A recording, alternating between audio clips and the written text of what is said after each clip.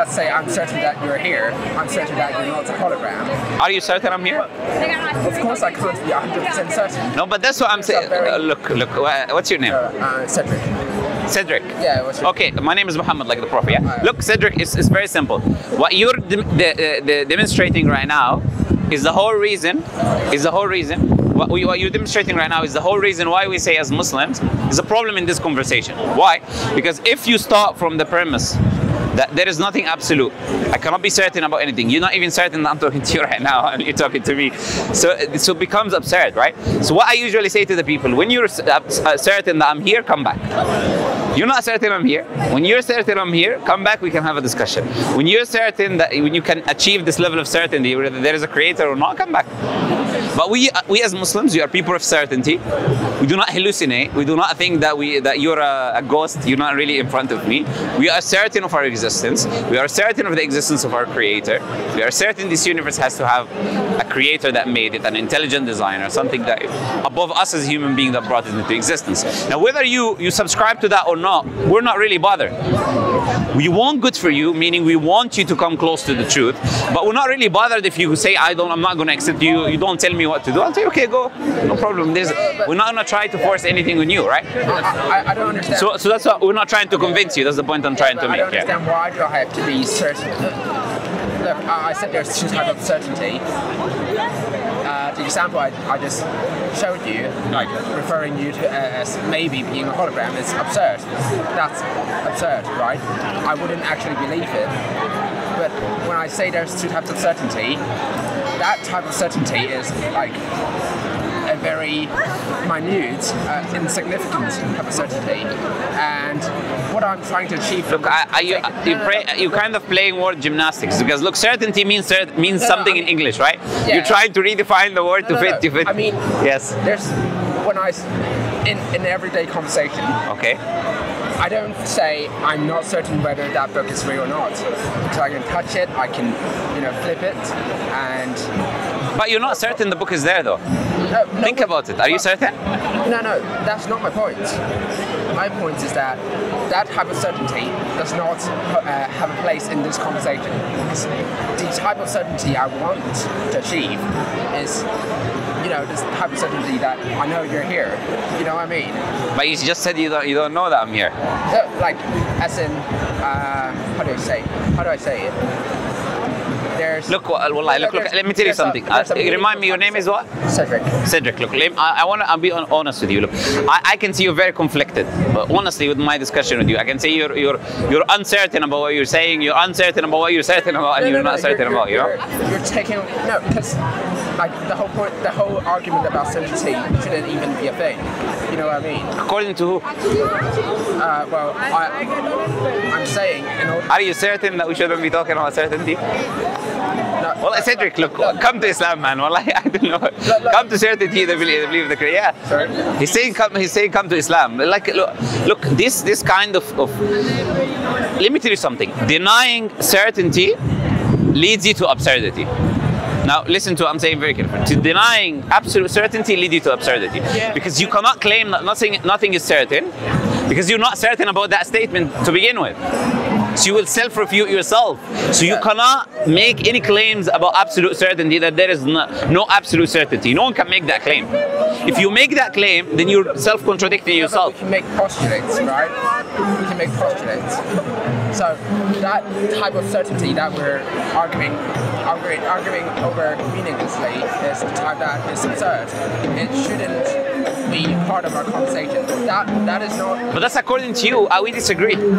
We believe you cannot be a Muslim without being certain of your faith, for example, in our tradition, right? So certainty is very important for us. That's why I said to you, when you're certain you're here, when you know what will convince you, then we can have this discussion.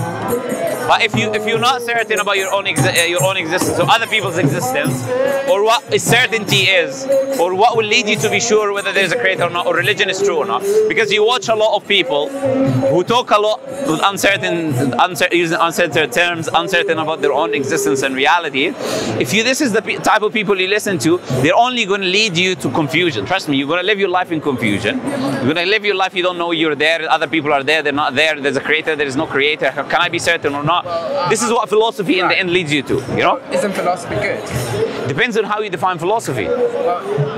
We say common sense, Right. not to exaggerate and talk about nonsense and make up nonsensical ideas. Sophistry, for example, this is not a good thing, but it's a part of philosophy, right?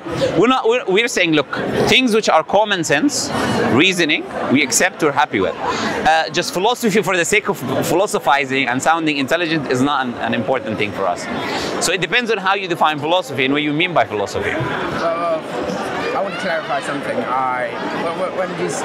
When you said something about questioning even my very own existence and whatnot. Yeah. I don't think that's a very bad thing to do. Yeah, that's why the people you listen to have convinced you with. They told you that, look, you cannot be biased. You have to be an intellectual human being. You have to question everything and to come to. But that's a scientific method. No, not really. You are born with certain things that are intuitive to you that cannot be proofs that are axiom.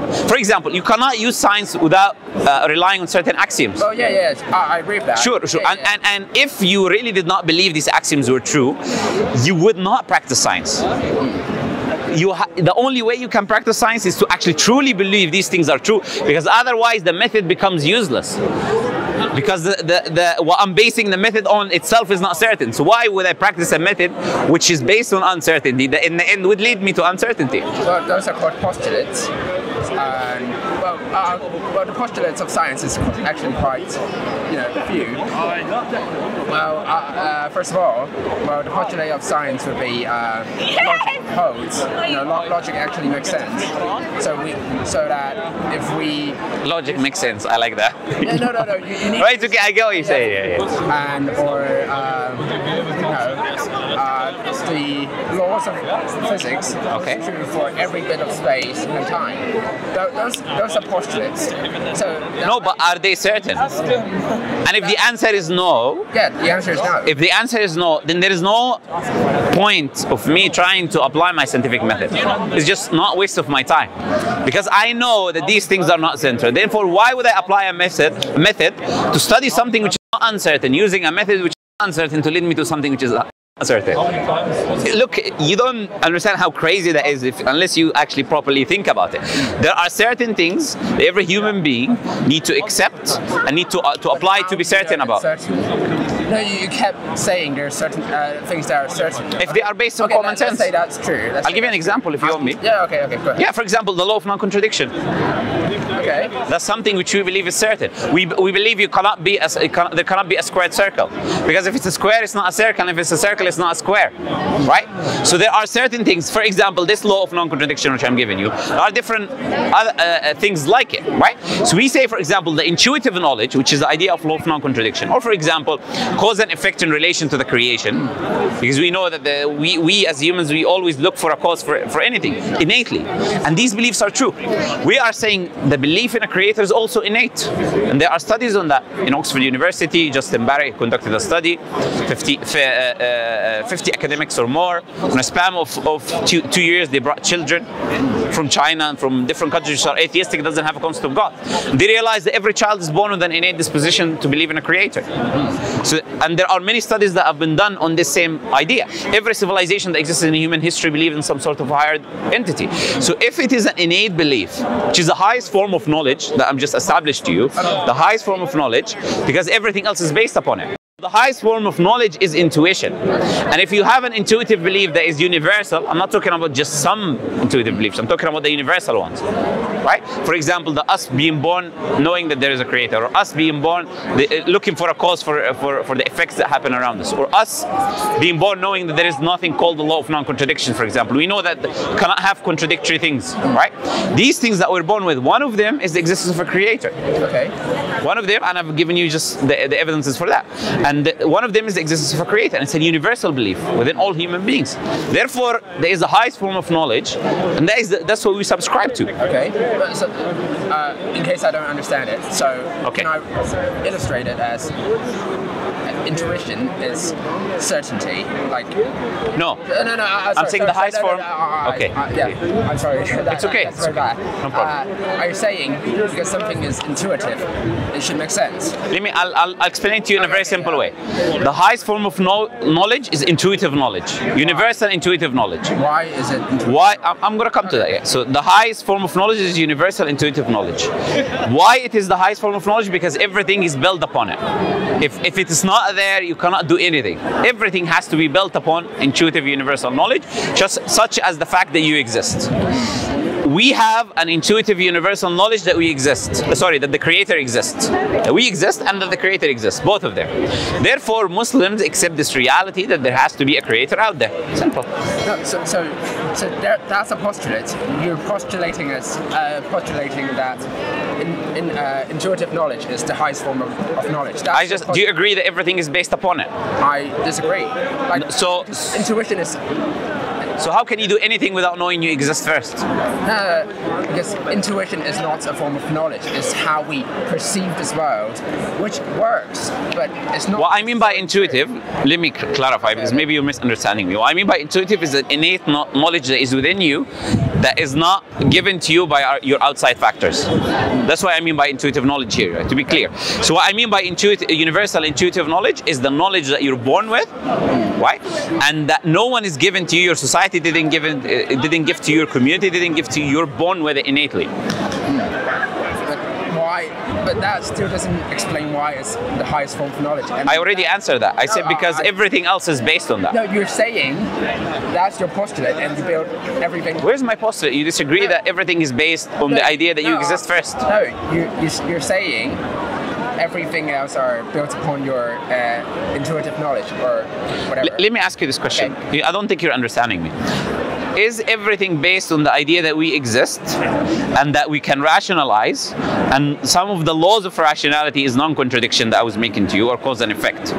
Without, let me put it to you in this way, without knowing that I exist, without the law of non-contradiction and without causality, can you do anything? Well, you can't, but that doesn't prove it's true. No, but that proves that everything is based on it. Yeah, I agree. And if something is a foundation, is a foundation of knowledge and understanding, okay, it is by definition higher than something which is relying on it. Because it does not rely on anything else, is independent, while other sources of knowledge has to rely on it. That's what makes it a stronger form of knowledge. Okay, but that's not proof that is true. I'm not saying. I'm saying it's the highest form of knowledge. No, okay, and you know it is true. I agree with that. Okay. I agree that we need to make certain postulates in order to build. We need to rely on certain realities or facts in order for us to do anything. Anything. To reason, to talk, to do anything. We have to rely on this law of non-contradiction, because if the law of non-contradiction is not true, then we cannot even use language. Because what I'm saying can mean the exact opposite of what I'm saying, which means you cannot even respond to what I'm saying. You get the point?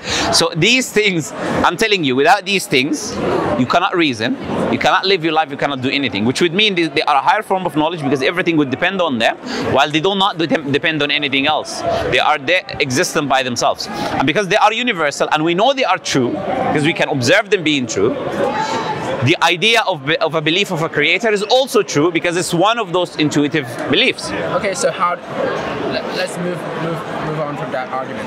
Yeah, it's getting a bit stale. So let's say those intuition are true. No, let's not say. Let's tell me what's wrong with the argument if you don't accept the argument. No, because. Do you know what's wrong with the argument? Yes, I know. No. Look. Can't make any arguments about basic logics or reasoning. Yeah. Yes, so reasoning we need and to accept them in order to have any arguments. In order to do anything. Yeah, to do anything. Yeah. So I agree. We need them in order to reason, but that does not make it true. So they're false. No, not necessarily. That's not a proof. I believe it's true, but that's not a proof. But how did you? Let me tell you again how you self-contradict yourself. How do you know they're not true? You use them to know they're not true, which is a self-defeating argument. You cannot use them to come to the conclusion they're not true, and they claim that they're not true, which would mean your conclusion is also not true. Do you see how you contradict yourself? I've told you, I'm trying to give you good advice. I'm telling you, if you live your life the way you do, you'll just contradict yourself every 2 minutes, just like I'm showing you. You cannot claim reasoning is deficient, meaning it's not absolutely true, and then use your reasoning to come to that conclusion. This just becomes self-contradictory. You understand? You're self-refuting your own self. So if you accept that they are true, because you have no other choice except to accept that they're true, otherwise we cannot have this conversation anyways. So if you accept that they're true, then you accept that the intuitive knowledge that we're born with is true, because that's all of these forms that you have to accept in order for you to reason with me. You have no choice. And if you do that, then one of them is the belief of a creator that is innate within human beings. Why is one of them believing in God? Because the creator has put that within us, and I give you studies that shows that. So the creator has placed within us this innate knowledge of his existence, like the Justin Barrett experiment, or every civilization separated by time, by everything. All of them believe in a higher power that brought the universe into existence. The Native Americans, for example. Because someone believes in something doesn't mean. No, I'm saying universal beliefs. I said they brought children from 20 different countries. They're not countries which are atheistic, do not believe in a concept of God, which means the parents did not teach them that. So it's a universal thing within every human being. It's not someone believes something. I agree. It's a universal belief. Yeah, it's a universal belief. I agree with that. Is that rooftop bar? What I disagree. We're just going in circles. I think, as I said to you, when you're certain of your existence, when you're certain that we can come to certainty. That has nothing to do with what I. It does, because that's the whole reason you're trying to reject the ideas, the laws of non-contradiction, all of that. Okay, how about this? I accept that logic is real. No, you do that for the sake of argument. You don't really do. I don't do that for the sake of argument. I accept logic is real, but that does not make any of our intuition automatically. So okay, let's use your reasoning. Logic is real. Okay. So according to logic, can something come from nothing? Absolute nothingness. No energy, no matter, no space, nothing. Well, I don't know. The answer is I don't know. No, according to logic, not according to you. No. 0 plus 0 plus 0 equals what? That's math. Yeah, I'm giving you a math. As I said to you before, math represents something in reality, right? So 0 plus 0 plus 0 plus 0 equals what? 0. 0. So nothing can always give you what? Nothing. Cannot ever give you something, because there's no agency, there's no space, there's no matter, there's no quanta. So according to logic, can you have something from nothing? Okay, fine. Let's go with your argument. No. I want to know where you're going. Okay. No, look, but this is the problem. If you're going to make an argument, go ahead. No, this is a problem. If you not accept the premises of the argument, then we're just wasting our time. You get my point? Yeah. Okay, as I said to you, just go when you're certain. I don't know why you don't want to go, man. When you're certain, when you know that okay, we can come to conclusions. I know that I'm here. Come back and we have a discussion. Okay. Is that clear? Right. Okay, but pleasure talking to you. Nice talking to you. Yeah. See you around. Thank you. Nice talking to you.